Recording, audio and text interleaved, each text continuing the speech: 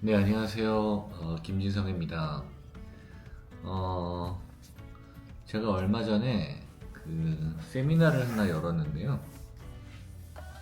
그 차세대 방사선 의약품 기반 테라노스틱스의 뭐 현재와 미래 이런 제목으로 이제 심포지엄 작은 세미나를 열었습니다. 이제 연세의료원에서 했었는데 제가 이제 얼마 전부터 이거 관련해서 공부도 하고 이제 그러다 보니까 관련해서 좀 전문가들을 모시고 이런 걸 좀 해야겠다라는 생각을 했었고, 그래서 제가 이제 이런 트렌드를 알기 위해서 이제 뭐 대부 시스터즈의 이승우 상무님, 그리고 이 테라 노스틱스, 그러니까 이런 방사선 항암제 이런 게 제일 먼저 인허가를 좀 활발하게 받고 전 세계 약을 공급하고 있는 노바티스가 있거든요. 그래서 거기에 관련되신 우리 서운영 리드도 모시고, 그 다음에 종양내과에서 이 치료를 직접적으로 하시는 우리 신상준 교수님, 그리고 이제 아산병원에서 이런 센터를 만들어서 활발하게 지금 하고 있거든요. 그래서 거기서 이동윤 교수님 이렇게 모시고 세미나를 진행했었습니다. 그 세미나 내용을 다 공개하면은 좋긴 할 텐데 아직까지 제가 동의는 못 구했고, 대신에 이제 제가 하는 발표는 제가 한 거 녹음을 했거든요. 녹음을 했고, 그래서 그거를 좀 공유하면 어떨까 해서 제가 제 파트만 따로 공유하게 됐습니다.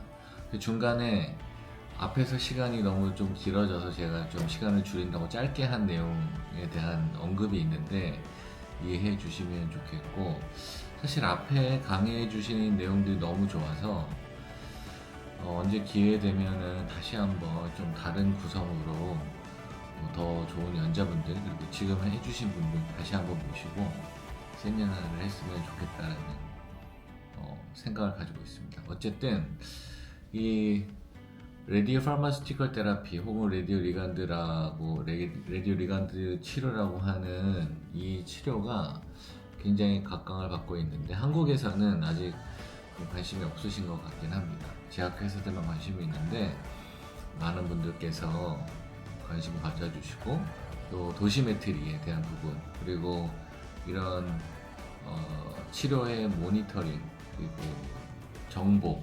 데이터베이스를 만드는 이런 것들도 되게 소중한데 그런 것들에 대한 관심도 가져주시면 감사하겠습니다. 어쨌든 제 발표한 내용을 이어서 보시겠습니다.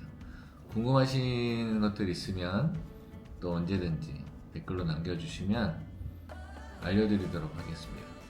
네, 고맙습니다.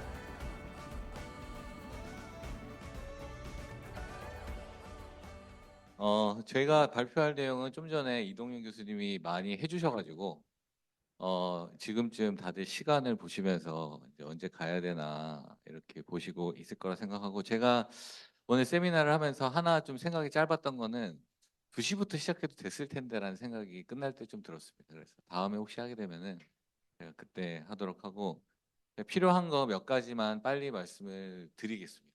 제가, 네, 시간을 지켜야 되니까. 그리고 이제 그 자료는 오늘 이제 만약에 등록하신 분들한테는 제가 허락해 주시는 분들 거랑 제 거는 보내드리도록 할 테니까 그렇게 생각하시면 되겠습니다. 먼저 이제 저는 뭐 말씀하신 대로 이런 COI가 있고 뭐 여러 회사들랑도 같이 일을 하고 있습니다. 그래서 이제 제가 이제 준비한 건 이런 내용인데요.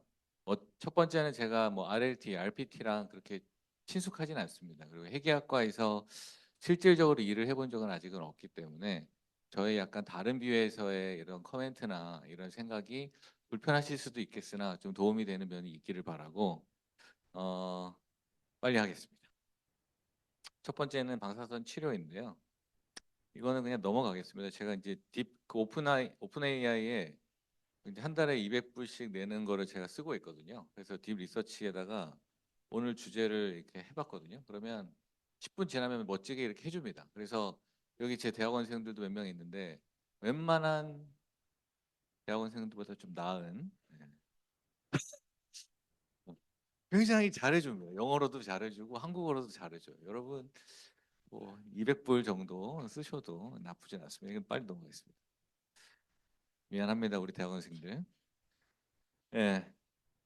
이제 그 RLT, RPT 뭐 여러 가지 사람들이 단어를 쓰는데요. 이제 레디오 파르마스티컬 테라피 이게 약간 조금 더 뉴트럴한 텀 같고 이제 노바티스에서 레디오 라이간드 이런 이제 RLT를 많이 사용하고 계시는 것 같아서 오늘은 어쨌든 뭐 중간에 RPT, RLT 이런 거를 사용을 할 텐데 뭐 감안해서 들으시면 되겠습니다. 방사선 치료를 제 관점에서 보면은 이게 이제 넷플릭스에 지금 내려갔는지 모르겠는데 마리 큐리라는 이제 그 드라마가 있습니다. 거기서 보면은 이제 큐리 부인이 동위원소 가지고 방사선 치료 시작했죠. 그러다가 동위원소로 하니까 환자들은 치료가 되는데 의료진이 죽는 거예요. 왜냐면 환자는 하루에 30명 오는데 이걸 계속 갖다 줘야 되니까. 그래서 이제 가속기 기반으로 이제 치료가 되기 시작하죠. 그러다가 최근에 아 이제 동위원소를 이제 갖다 주는 거 말고 약에 붙여서 하자라고 해서 이런 식으로 발전을 하고 있는 것으로 저는 생각하고 있습니다. 얘기해 주신 대로 저희 병원 사실은 제가 메인으로 했던 업무는 이제 중입자 치료기인데 이제 중입자 치료도 전립선부터 시작을 했습니다. 2023년에. 그리고 플루빅터도 전립선이죠. 근데 두 개가 조금 다릅니다. 뭐가 다르냐면 전립선 치료 이제 중입자나 X선 EBRT는 이제 국소 그러니까 이제 어디에 존재하는 로컬라이즈된 암을 치료하는 것이고 그다음에 최근에는 올리고맷집 환자도 이렇게 치료를 하죠. 그러나 전이암은 기존 방사선 치료는 되지 않습니다. 하지도 않고 그러나 이런 플루빅터나 이 RLT로 대변되는 것들은 현재는 변이성암, 퍼져 있는 암의 마커들이 가서 같이 뻐끔뻐끔 거리면서 이제 치료하는 컨셉으로 하고 있는 거죠. 그래서 어떻게 보면은 이제 암의 뭐 국소암부터 소수전이암, 전이암 모든 암을 방사선으로 이제 치료할 수 있는 그러한 세상이라고 말씀을 드릴 수가 있겠고 이건 아까 이제 이동희 교수님이 보여주신 거이기도 한데 아까 몇 분이 베타랑 알파랑 뭐가 다르냐 뭐 이런 뭐 얘기하셨는데 그 뒤에 제가 조금 더 설명을 드릴 텐데 베타는 일렉트론이고 알파는 헬륨입니다. 그래서 이렇게 뭐 거리가 짧다 뭐 이런 것만 아실 텐데 그거 이전에 얘는 두 개의 사이즈가 달라요. 사이즈가 이제 제 뒷장에 아마 있을 텐데 일렉트론의 8,000배 정도 큰 게 헬륨입니다. 그래서 얘는 때릴 때 방사선의 바이올로지컬 데미지가 전혀 다릅니다. 그래서 계산하는 것도 달라야 되고 그래서 효과가 더 좋은 것처럼 뭐 보이는 건 당연하고 그래서 그러한 면이 있고 최근에는 이런 오저 일렉트론 가지고 치료하는 치료도 있죠. 시간이 없어서 말이 좀 빠를 수 있습니다. 그래서 이러한 다양한 동위원소들을 사용하지만 현재는 어쨌든 베타 레이 혹은 알파 레이를 사용해서 알파 파티클을 사용해서 하는 이런 RPT, RLT들을 하고 있다라는 것이고 이거는 아까 설명하셨으니까 넘어가도록 하겠습니다. 근데 이제 저희 관점에서 봤을 때 기존 방사선 치료랑 이 RLT는 뭐가 다르냐? 기존 방사선 치료는 한 번 환자가 저렇게 여기 누워 있고 한 번 방사선 치료할 때 짧으면 1분, 길면은 한 10분 정도 치료합니다. 그럼 그걸 치료를 하루에 한 번 해서 뭐 많으면 옛날에는 뭐 30번도 하고 이랬는데 최근에는 뭐 5번이나 15번 정도 3주 정도 매일매일 오시게 되죠. 그리고 뭐 중간에 치료가 끝나고 나서 아무런 게 없습니다. 그런데 그리고 또 하나 다른 거는 저희는 이런 치료 계획을 할 때 굉장히 정확하게 1mm 어긋나면 안 되기 때문에 굉장하게 정확한 이런 설량 설계 프로그램을 가지고 합니다. 그런데 이 RLT는 6주 간격이라고 아까 플루빅도 들으셨을 텐데 한 번 환자분이 여기 누워서 이제 아까 한 방울에 20만 원 하는 약이 여기 있는 거거든요.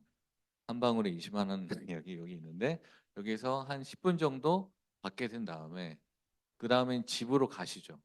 집으로 가시면은 그 약이 몸 안에 이제 들어가게 되고 PSMA에 붙어가지고 전립선 전이가 된 곳에 가서 꿈뻑 거리는 겁니다. 계속. 그게 6주 동안. 방광기가 이게 6일 정도 되니까 6번에 6번씩 아니 6일씩 6번을 지나니까 2의 6승으로 떨어져 가지고 6주가 지나면 그 동요요소가 다 사라지는 거예요. 그런 다음에 노멀한 라이프를 계속 사시다가 이때 오시면 다시 맞는 거죠. 그래서 똑같은 치료지만 어쨌든 디케이가 처음에 많았다가 점점 사라집니다. 그래서 얘가 몇 가지가 다른데 첫 번째는 기존 방사선 치료는 금방 끝난다. 방사선을 주는 게. 그리고 RLT는 그러지 않고 오랫동안 디케이를 한다. 그래서 생물학적인 스페큘레이션도 좀 더 해줘야 되고 그다음에 워시아웃 되는 것도 당연히 사람마다 다르기 때문에 그런 것도 감안을 해야 된다라는 게 제 마인드에 있습니다. 그래서 그런 거를 도시메트리 해야 된다라는 제가 필요성을 느끼는 것이고 그다음에 나중에 설명드리겠지만 RLT는 픽스 도주를 줍니다. 그냥 모든 사람에 상관없이 컨디션 뭐 이런 상관없이 그냥 모든 사람이 200. 뭐 뒤에 다시 그림이 나오긴 하는데 그런 차이가 있다. 그러나 이제 기존의 방사선 치료는 오랫동안 해왔기 때문에 도즈 프랙션이 어느 정도 옵티마이제이션이 되어 있고 그대로 이제 사람마다 좀 다르기도 하고 디지즈 상태마다 다르기도 하죠. 그런 차이가 있다라는 것이고 그래서 이거는 뭐 빨리 넘어갈 텐데요. 그래서 방사선 치료는 저희 뭐 제가 하는 회사가 하는 것 중에 하나가 이런 세그멘테이션을 자동으로 하는 거를 지금 하고 있고 플랜은 이제 앞으로 할 건데 그래서 이렇게 CT에서 종양과 정상 장기를 구역화한 다음에 어디에 선량이 많이 들어가는지를 저희가 정량적으로 평가하는 이러한 프로그램을 가지고 한 다음에 이게 어프로브 한 다음에 치료를 진행하게 됩니다. 그런데 이제 네. 그래서 리간드 치료도 어떻게 보면은 이제 내가 아까 말씀해 주셨지만 정상 조직과 종양이 있으면 두 개를 세그멘테이션 해야 되고 어디에 선량이 들어가는지를 계산해서 하는 게 가장 베스트라는 걸 알고 있는데 현실적으로 어렵기 때문에 아직까지는 그렇게 활발하게 하고 있지는 않습니다. 자, 요게 이제 두 개 차이고 그러면 이제 커런트 스테투스에 대해서 제가 설명을 드릴 텐데 이거는 아까 보셨죠? 비전 트라이얼. 요거는 그냥 여러분이 그냥 외우시면 되겠고 뭐가 비전. 이름을 잘 지어야 돼요. 좋잖아요. 비전.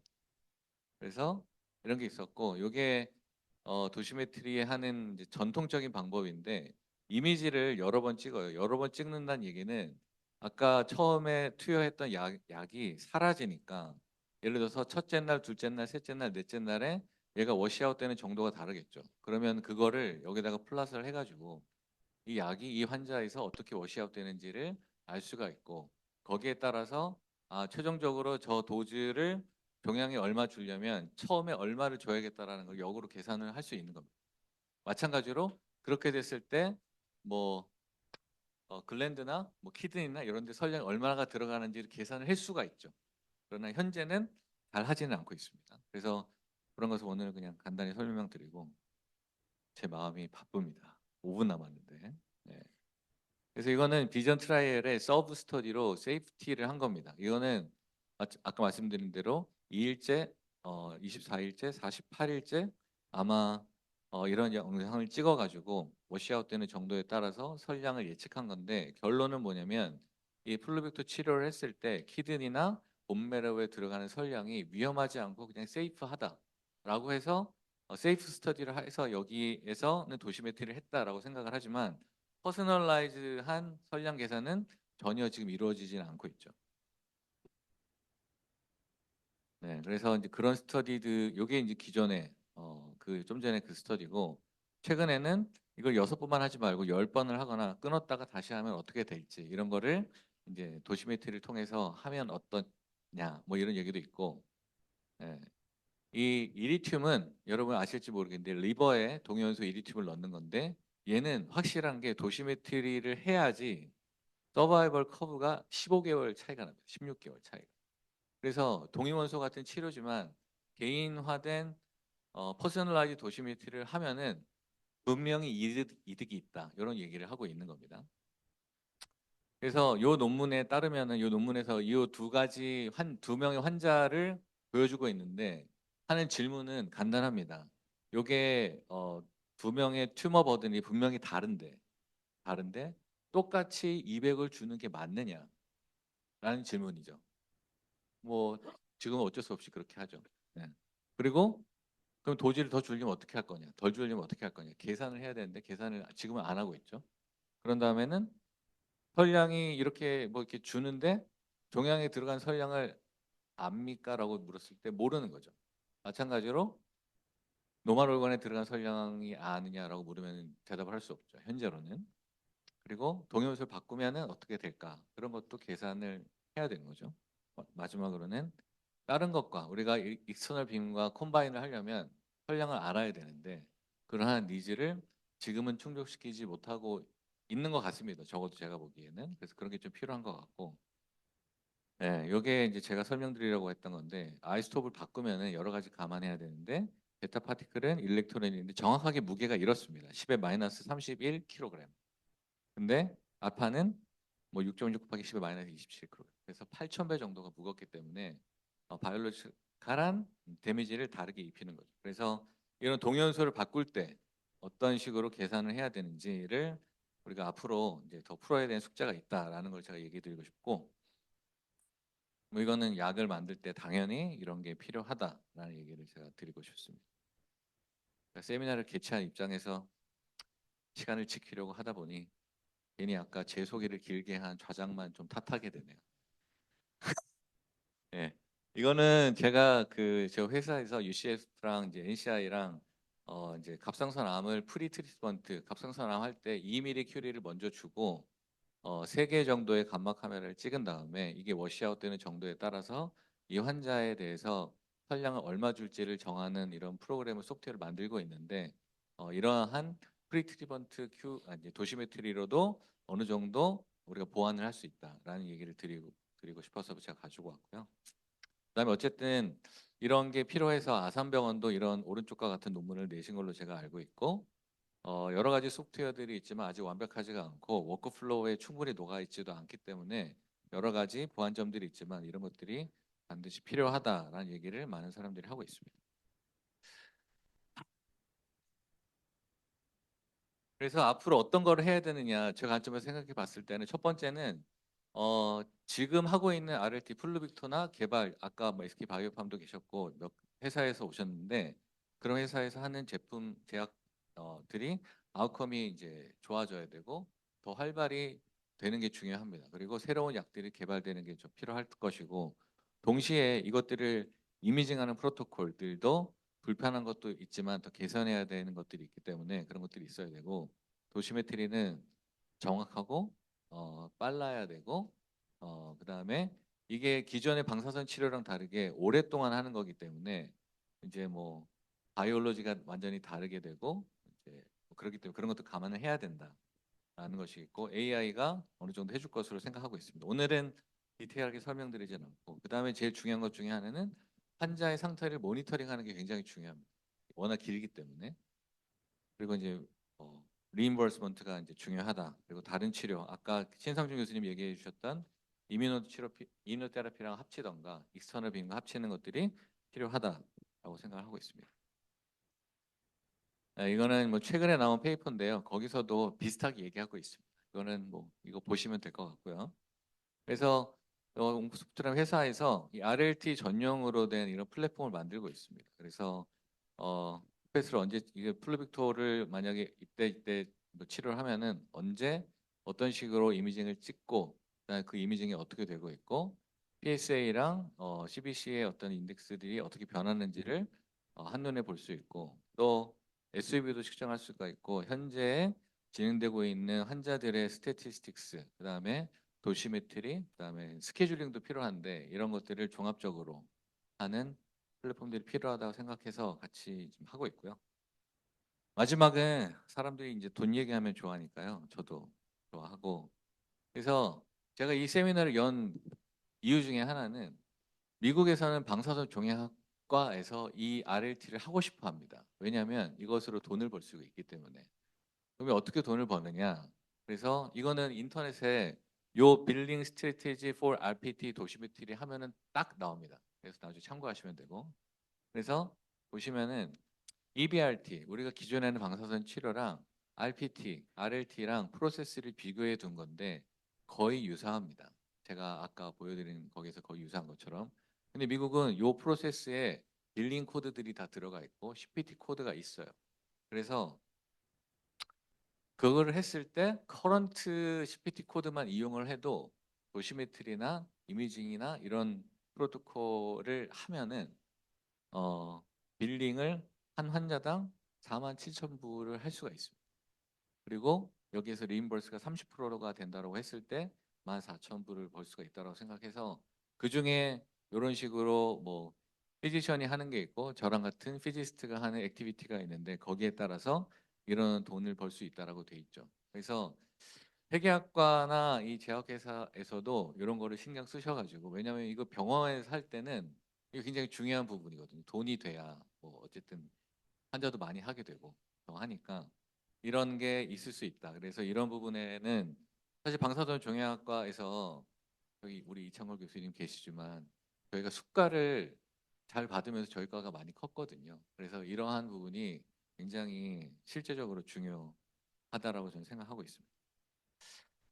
시간이 없어서 마치겠습니다. 그래서 이게 아까 제가 200불씩 쓰는 거기에서 서머리 해준 결과입니다. 굉장히 아름답지 않습니까? 결론적으로 중요한 역할을 하고 있지만 기술 혁신과 더불어서 뭐 이렇게 커질 겁니다. 그래서 이렇게 있고 어쨌든 이게 더 많이 활발이 될 것으로 생각이 되고 앞으로도 더 많은 관심 가지고 연구도 하고 사업화도 비즈니스 많이 더 확장되면 좋겠습니다. 제가 참고했던 레퍼런스는 여기 있고요. 감사합니다. 마치겠습니다. 예.